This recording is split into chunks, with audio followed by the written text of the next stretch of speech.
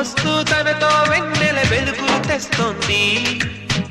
ఏవమ్మ మరుమల్లి తోరణాలు కడతావా, చిలకమ్మ ఎదురేగి స్వాగతాలు చెబుతావా, పూల పొదరిల్లేరా రమ్మందని.